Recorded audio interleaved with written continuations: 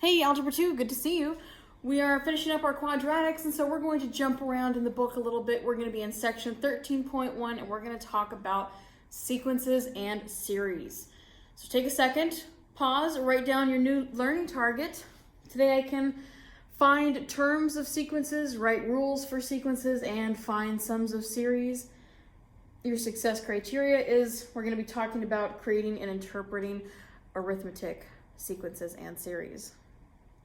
I'm going to be saying that word a lot today. Pause if you need to. Let's go on. So what exactly is a sequence? It's just an ordered list of numbers. And every number in that list is going to be called a term. So again, anything in blue, I highly recommend you write down. It's just an ordered list of terms. So when we're getting to this idea, you don't have to write this down. When we're getting to this idea of sequences, I want you to start thinking about trying to map these terms to integers. So if we have the first term, that can be mapped to the integer 1. If we have the second term, whatever that may be, we'll get into it, some examples later. The second term can be mapped to the integer 2. The third term can be mapped to the integer 3, and so on, all right? And when we think about this idea of mapping, we're always thinking about like possibly writing a function. Our functions do the same thing. If we input an x value, we map it to the output, which is f of x, right? So again, getting to this idea of functions, but now just talking about a whole list of numbers. Again, sequences can often be described by an equation or a rule, similar to a function, and we'll see how to write those later. The domain for this rule is often going to start with n equals 1. Like I said, if we're mapping something, we're going to start with the first term, or the first integer that is mapped to the first term in the sequence. And then a of n describes the output of the function, all right? We'll look at different ways to write our sequences in different notations, but just know that if you plug in n equals 3 into the function that describes your sequence, so maybe you want to define a of 3, it would output you the third term in the sequence, all right? But a lot of humble jumble. Let's talk about an actual example. So again, I highly encourage you to get this written down. For our first example, let's find just the first 5 cubed numbers. That's a sequence, 5 sequential numbers, right? I guess they're not technically sequential, but anyway. So let's say that I have an input n, maybe I input, where's my mouse? I've got those first 5 numbers, right? So I want to find the first term of this sequence. Cube, if I cube a number, kind of like when we square a number, if we have a number 9. If I square 9, it's 9 times 9, which is 81. If I cube a number, now we're raising it to the power of 3. So if I take 1, raise it to the third power, well, I'm just going to get 1. What if I take 2, the second term of my series? If I take 2, raise it to the third power, if I cube it, you're going to get 2 times 2 times 2. 2 times 2 is 4. 4 times another 2 is 8. So that would be the second term in your sequence of the first 5 cubed numbers. And so on. So 3 cubed is 27, 4 cubed is 64, 5 cubed is 125. Again, we're thinking about this being our domain.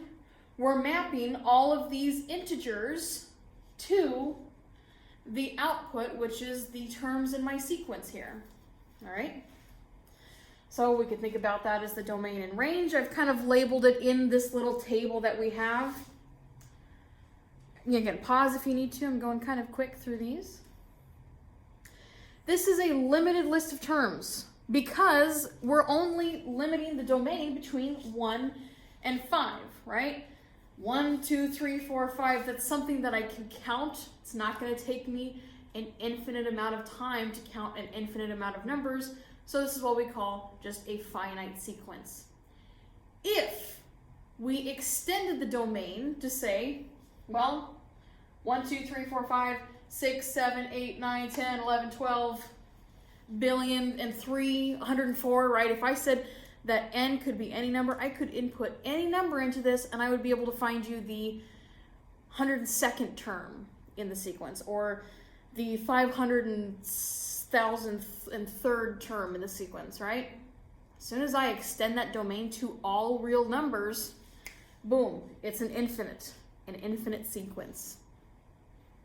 So make sure you know the difference between finite and infinite. All right, and this is what I was talking about. We can describe our sequences in two different ways, all right? So the first way that we talked about was the function notation. If I have n, whatever that n may be, maybe it's 3, maybe it's 5, maybe it's 10, or 302. If I have n, if I plug it into this idea of a function that represents this series, all I would do is take n, raise it to the third power, and that would give me the output. So this is what we call function notation. And we're used to things like f of x or f of 3, right? Then you would input 3 into that function. Just kind of the same thing, but we're just using some different letters and some different ideas towards this sequence stuff. I kind of like the subscript notation. So it's the same exact thing, but instead of saying a of n, we use a subscript to kind of index this list of terms, and we could say the a sub n term of the sequence would just be n cubed, all right? So if I wanted the third term, I could write this as a sub 3, and I know that the third term is just 3 cubed, which is just 27. I see that right there, right? Again, just two different ways. We're going to go over a word example, and this is actually from my, it's in my hand. It's from my bridge class. I really like this example. So take a second, read through this. Maybe you want a little sketch of the diagram here. We're going to see if we can write a rule. Maybe we need to make a table. We're going to write a rule and also identify the domain and range. I'll read it out loud. For a sports banquet, Coach Brown must use rectangular tables in the school cafeteria. He has a total of 10 tables. The diagram below shows the seating arrangement that Coach Brown can use at 1 and 2 tables. So I've got, again, if we just break this down, each table gives you 2 people on the end and 2 people on either side of the table. So if I can join 2 tables together, well, suddenly I lose that person on the end. There's not going to be someone sandwiched between these 2 tables, so we just throw them at the end. And then again, 2 more on the top and bottom per table, right? So if we're asking, let's think about these as terms in our sequence. For 1 table, I can seat 6 people.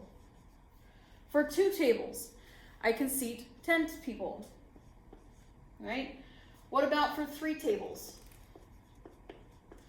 We could even think about drawing this out. Hopefully you can see that okay on the board. For 3 tables, I know I can seat 1, 2, 3, 4, 5, 6 on the top. I know there's going to be another 6 on the bottom, and still those 2 on the sides. So if we had to write, I'm going to drop some stuff here. If we had to write a table that would describe the sequence, I'm going to get rid of this third picture of our tables. Let's give me a better pen.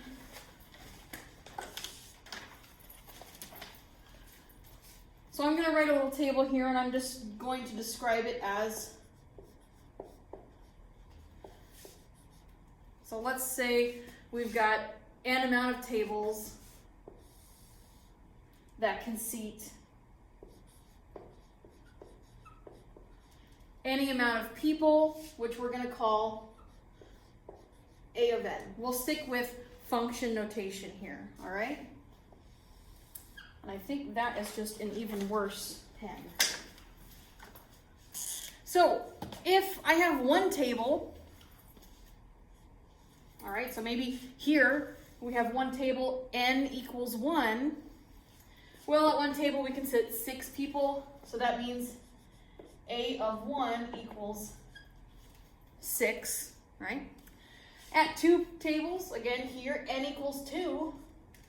Well, a of 2, we can sit 10 people. For 3 tables, again, what I just drew out, we can imagine adding another set of tables. That's going to add 4 more people, 2 at the top, 2 at the bottom, right? So would this be, let's just kind of focus on what kind of sequence this is. Is it an infinite or a finite sequence? He's only got 10 tables, right? We don't have an infinite amount of tables here. It's probably going to be a finite sequence, right? We can only go up to 10. So if we had to describe the domain, I can tell you that the domain of this sequence, and I'm going to write it as a set of numbers. You remember those little curly brackets which indicate a set of numbers?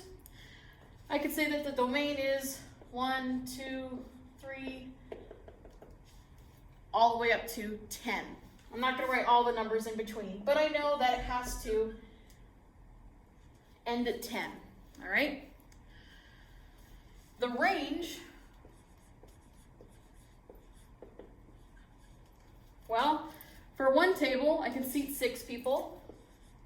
For 2 tables, I can seat 10. 3 tables, I can seat 14, and so on. But without writing out all that tables, without writing out this entire table of values or sketching out what it would look like for 10 tables, that would take too long. Can we find a rule that would describe any amount of tables, right? We want this rule for the sequence that would describe n amount of tables, right? So if I told you I wanted how many people can sit at 7 tables, then you go, okay, let's let n equal 7. I'll plug it into my rule and I'll tell you what we can get. So how do we find that rule? We could think about breaking this down. Again, I like to think about what's staying the same, what's changing. So the things that are staying the same here, if I had to pull it out, I could say that, well, there's always going to be 2 people on the end of the tables, and every table that we add, we're just adding 4 more people because 2 at the top, 2 at the bottom. Again, over here, for each table that we have 2 at the top, 2 at the bottom, again, 2 at the top, 2 at the bottom, but the thing that stayed the same was the 2 on our end here. So I could say we're adding 4 people per table. So I'm going to take how many tables I have, n, multiply it by 4, and, well, just add the constant 2 at the end. So I could finally say my rule, if I wanted to write it in function notation, I could say that, I'm going to put this in a different color because it's not part of the table.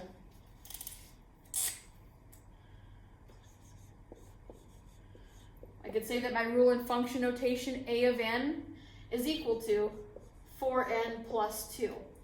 If you wanted to write that in subscript notation, you could also write a sub n equals 4n plus 2. So now I can finally figure out what the end of my range is here. If I multiply 10 by 4, I'm going to get 40 plus 2 equals 42. Alrighty? Okay, so we just talked about sequences. The other half of notes today is talking about series, which are slightly related to sequences. So series are formed by adding a bunch of terms in your sequence. Take a second, write that down. Anything in blue, highly recommend. For example, and we're going to work with this example for the remainder of class pretty much. Here's an example of a series. 5 plus 10 plus 15 plus 20 plus 25. All of those are being added up if those were some terms in your sequence. So here I have a sequence, a list, an ordered list of numbers that are in a sequence. If I add them all together, boom, now I have a series, right? It's just a sum adding all of your terms.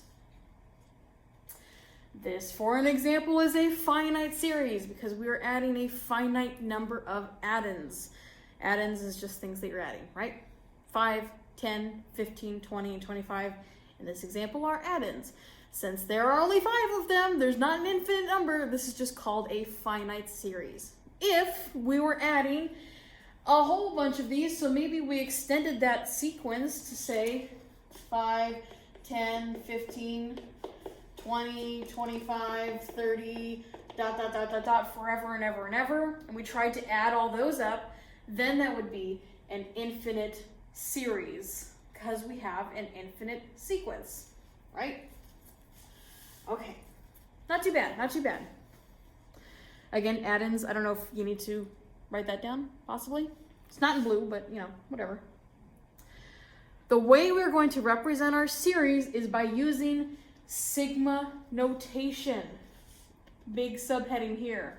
All right, so again, this is the example we're going to work with, and I'm going to put it in sigma notation so you see exactly how to do that. This is sigma. It is a Greek letter S. We love sigma. S for sum, right? When we add all these numbers, we are summing them up. Sum means add, so we use a Greek S. So whenever you see this, think S, think sum. We are adding a whole bunch of things together. So if I had to put this series into sigma notation, this is how it is going to look. Just recall, if we had to write this sequence and write it as a rule, we would say that this is AN equals 5N, because for the first term in the sequence, we're taking 5 and multiplying it by it. The second term, right, now N equals 2. Well, 5 times 2 equals 10. So again, just recalling, because we're going to use that rule with our sigma notation. I forgot, sorry. So here is the series in sigma notation. All right, so you've got your little sigma there. Below, we're going to kind of index this. And you can use any number. I like to use I, because I for index, I'm indexing things that are in a sequence or series.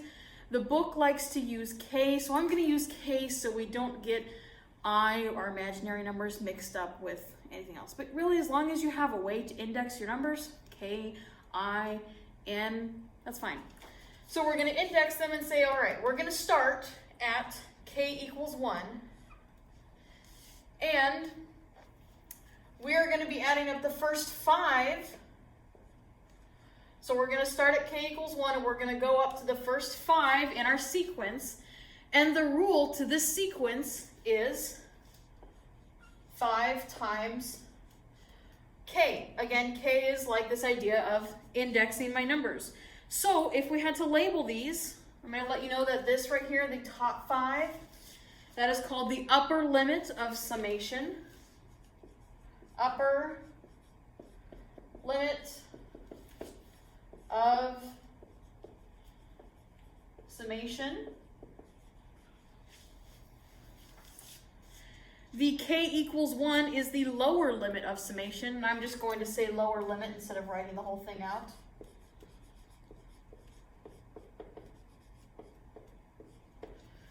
Again, we started with K equals 1. The first term, we're adding all the way up to the 5th term. All right, so that's why we only go from 1 to 5.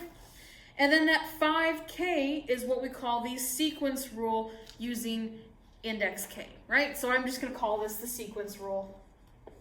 Again, before we had used 5N, we're just changing the index to be using K for our series, all right? So it doesn't really matter. But again, here is basically our sequence rule.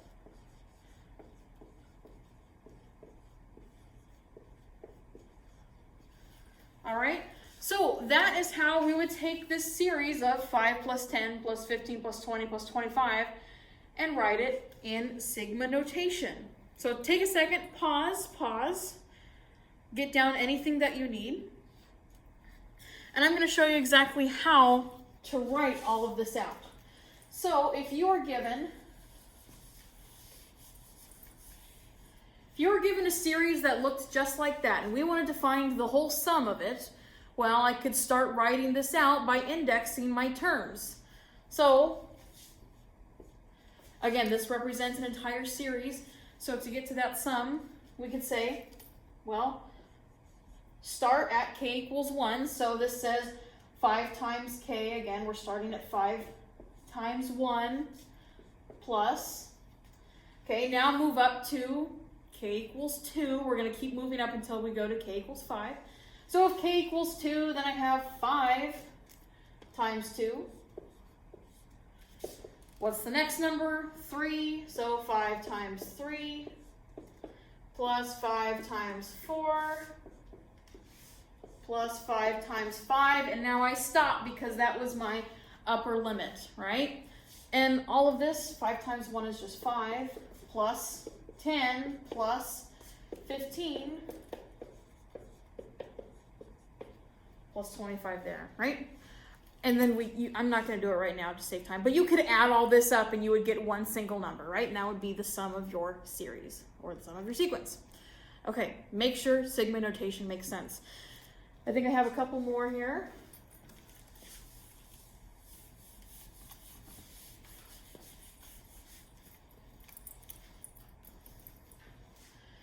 All right, so I'm going to rewrite. If we were looking at that series where we were summing up 5 times k, and we started at k equals 1, if we wanted to change the upper limit to change our series, to find the sum of the first n terms, our upper limit, instead of 5 or instead of 6, we would just say n. And if you wanted the first 10 terms, you would replace n with 10. If you wanted the sum of the first 100 terms, you would replace n with 100. So all together, this writes out, okay, we're starting at k equals 1, so 5 times 1 plus 5 times 2 plus 5 times 3 plus, I could keep going, but I'm going to go on forever until I get to 5 times n. So there's a bunch in the middle here. I don't know how big n is, right? But we're adding we're adding n add-ins, right? So there's n amount of things that we're adding here because we're adding all the way up to the n terms. Okay, sorry, hopefully that made sense. I think I said a couple funny words there. Infinite sum and infinite series. If we had to change our upper limit to now make an infinite series, well, start with my summation notation, your sigma notation, excuse me. I've got k equals 1. Again, we've got that sequence rule, 5 times k. If I add my upper limit to be infinity, well, this thing is just going to keep going. So this series would look like 5 times 1 plus 5 times 2 plus 5 times 3 plus forever and ever and ever. There's no stop like we did here. This wasn't a finite series because we stopped after n terms, but if we have an infinite series, it's just going to keep going on and on and on forever and ever. All right? Okay. So real quick for practice.